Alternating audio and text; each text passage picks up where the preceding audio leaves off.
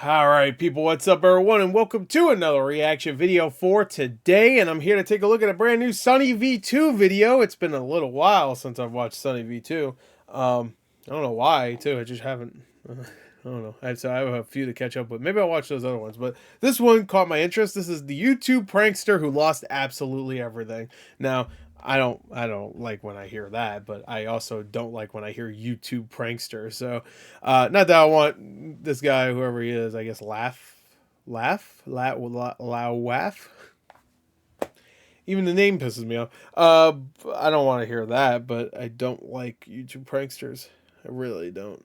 Well, it's not that I don't like pranksters, period. It's just that YouTube pranksters take it way too fucking far because they want to just become as well, we got up all these other people, so here's the prank. We'll pull a gun at somebody. Ha!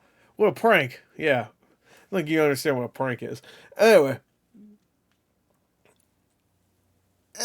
even though I don't watch Impractical Jokesters, I at least give them credit for like pranking. It's pretty much them pranking themselves, almost kind of like making themselves look like fools. Like I don't watch that show a lot, but that's how it should be done. Like, I don't know. Or like if you're gonna prank people, doing like a goof, like do like a Mega 64. Mega 64 does it extremely well, where it's not really a prank. It's like them going out as a video game character and pretending to be that video game character. Everybody's like, what the hell? Like that and in a way that's a prank too, you know?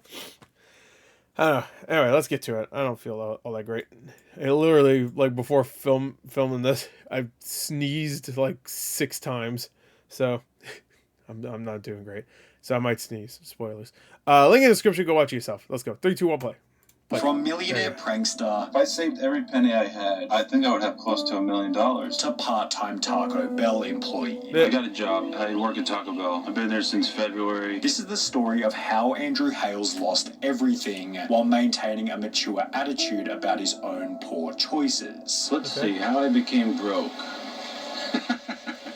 His channel, going by the name of Lorf, blew up unbelievably quickly during the early days of YouTube. Within Losing 2 all weeks of hope. posting I've his never heard of this first guy. 2 videos, they'd gained more than 60,000 views each, and it's really no wonder why. Really the ideas were unique, funny, and enticing, which when combined with Andrew's mellow yet relatable personality, made for incredibly See, this is the kind of prank I'm okay with. Entertaining content. It's a little awkward, but whatever. On top of this, Andrew was not like, oh, I brought an AK-47 in the subway or something. Not that one exists, but at least I hope not. Develop his own style, where every the ones that get people killed, obviously those are the ones or like the ones that could potentially get people killed. No one will get killed because they, the high five was for me. Oh no, I wasn't looking because I was too busy looking at the high five. I'm falling down the stairs. Oh, you know. So I mean, in that case, I guess it would be.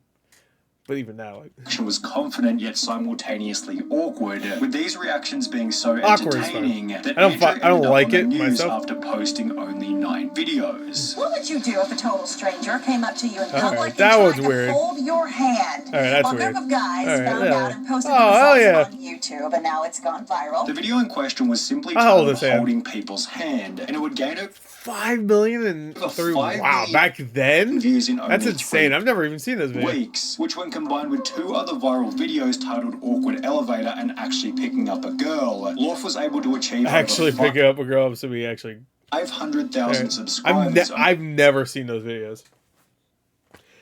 Never. Only 12 months after posting his first video. Really in the process, Andrew maintained a strict upload schedule, posting a prank in every YouTube. Obviously, it's early where like the page layouts look like this, but even like this is a little bit more modern than like early YouTube. I want to say, I could be wrong. Well, this looks a little weird. I'm not 100% sure.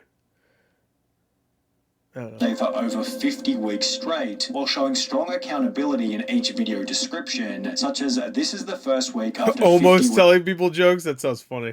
So where he just like he starts off the joke and then doesn't finish it. That's pretty good, actually. That I didn't upload on Monday. Stalling out the drive-thru, okay. I hope you'll forgive me. Andrew's consistency and desire to improve the content led to 2 new innovative videos titled Tipping Servers $200 as well as Paying for People's Groceries. Oh, he was the Mr. Beast, but on a budget of his day. This type of content has since been popularized by Mr. Ordering water and tipping 30 grand. How come I didn't get fucking 30 grand? Beast. It was basically unheard of in 2013, helping Lorf to pass 1 million subscribers only. I bet if she looked like me, I would have gotten 30 grand. Like, oh, looking for the money. No, there's no way.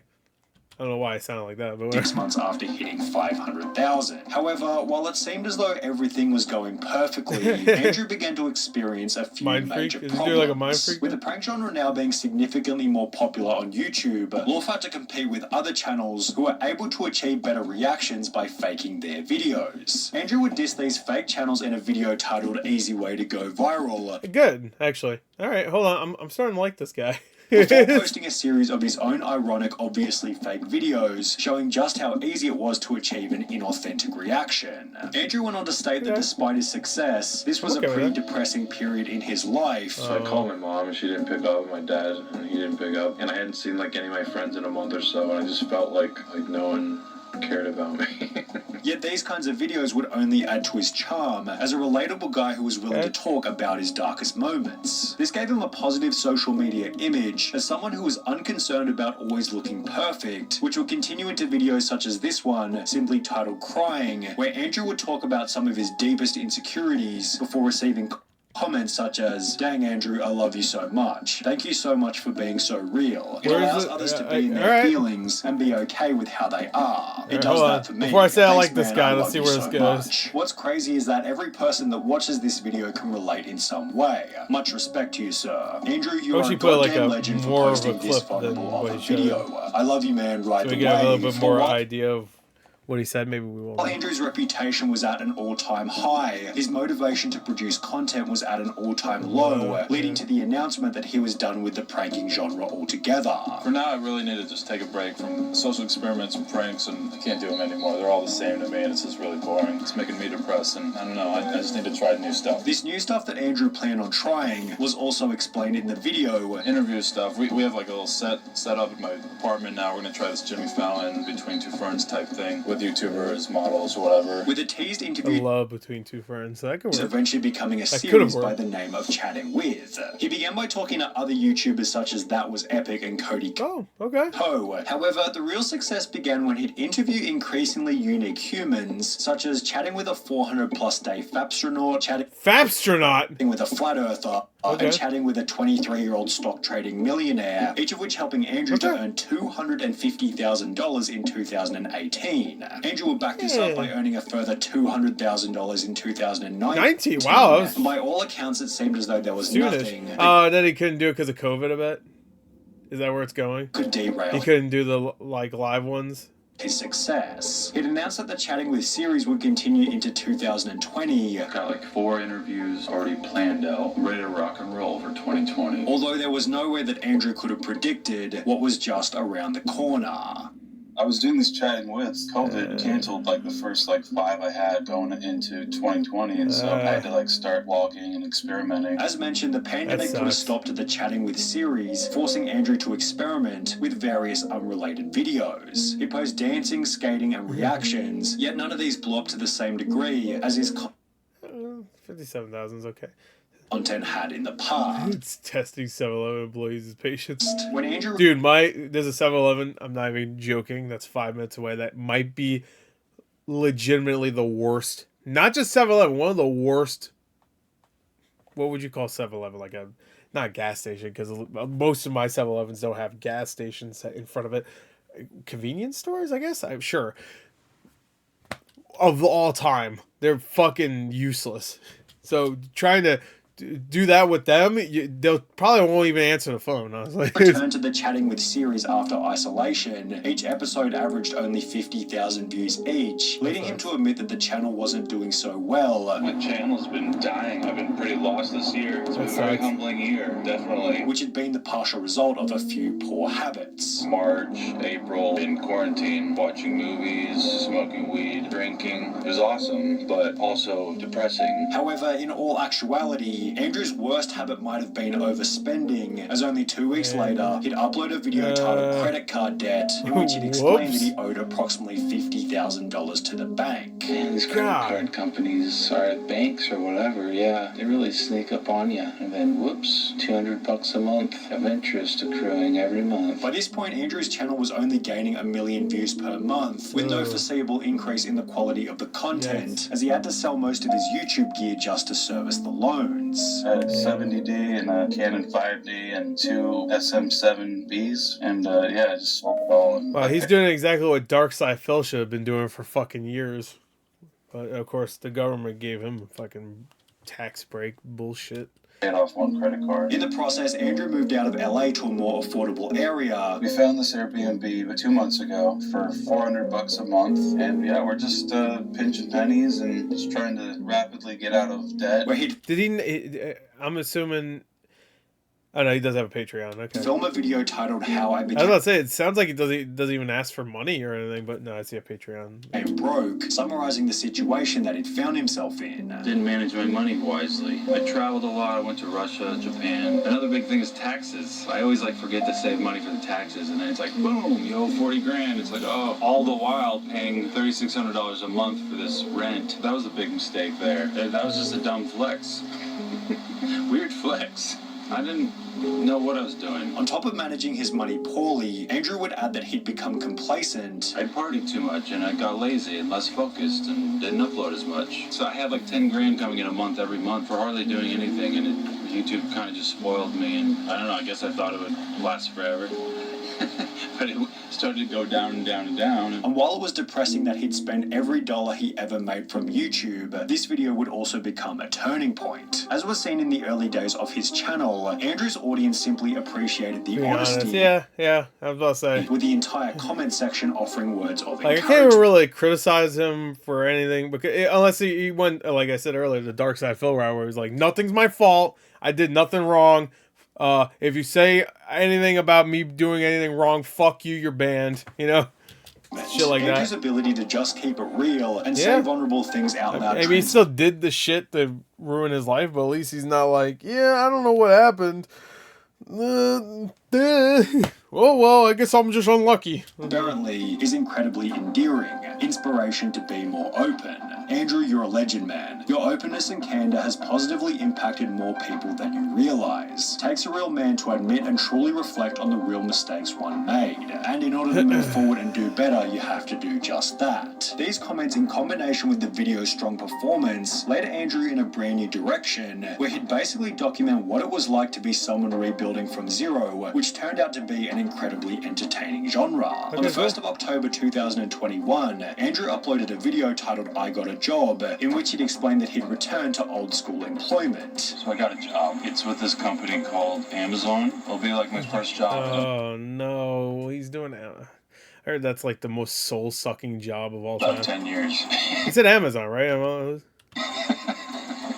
And I'm actually kind of excited. However, while Andrew seemed excited about his new position at Amazon, it didn't take long before he was already talking about quitting. Yeah. Night 3, that it started to become less fun. Yeah, so I don't know how much longer. No, yeah, I don't blame him from what I've heard about Amazon. It's not fucking... Not that jobs should be fun. I mean, obviously, some of them could be fun, or at least, not fucking excruciating, but I've heard that one's fucking excruciating. It took only a month before Andrew confirmed his resignation. Yeah, Amazon's hard. I couldn't do it. After which he tried DoorDash and Instacart. From what I've heard, I don't blame him. Yet the pay was somewhat disappointing. All in all, it took about almost 3 hours. I made about $22. Andrew knew what he needed to do. He had to return to content with a new successful series. Still need to figure out some kind of thing where I wasn't just shooting in the dark. I had some kind of set thing. I'm still figuring that out. Taking inspiration from his chatting with videos, Andrew launched a series titled People On, in which he went out on the street to talk about a range of interesting topics, one of which being people on credit cards, in which it's obvious that Andrew has learned his lesson. Do you feel like credit cards are a good or a bad idea? I think they're a bad idea because nobody's taught how to use them. I agree. The series is yet to rival his previous work in terms of view count, yet the idea has a lot of potential, with some of his fairly basic episodes having Hey, achieved 5 months ago, that's pretty good. almost 200,000 views. With a bit more effort, the series could easily do over 500,000 views per episode. However, until then, Andrew seems pretty content with his new position at Taco Bell. I got a job. I work at Taco Bell. I work the drive-thru. Wicked easy. Love my boss and my coworkers. It's all very chill. I work Wednesday, Thursday, and Sunday. It's just a side hustle. I'm still doing YouTube. Andrew even stated that this wasn't the first time that this kind of thing has happened. Because I've done this like 2 or 3 times, and then I just eventually get out of it and get rich again. So surely he'll be able to rebuild in the future. All right, totally sold me on this guy.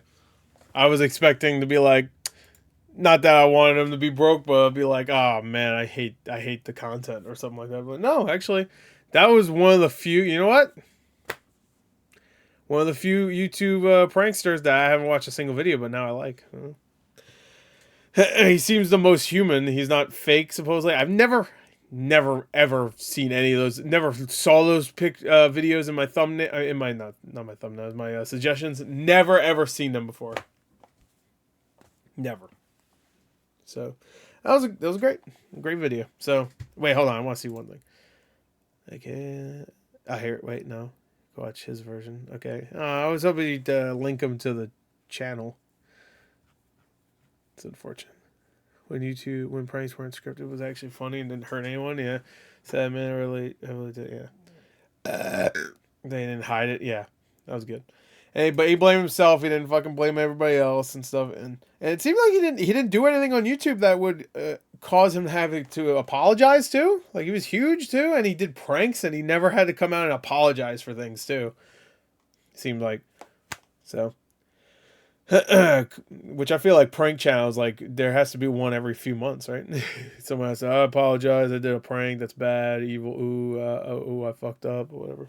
Pull a gun out, that's funny, because it's a prank, I guess. I don't know. I threw a bag in and said Ali Akbar or something. I threw a bag in a store. Wasn't that one where they were doing that, where they throw a bag in and said some fucking terrorist racist shit, and then oh no, he's evil, he's racist, of course. I mean, I would agree actually, but anyway, I got it. Bye.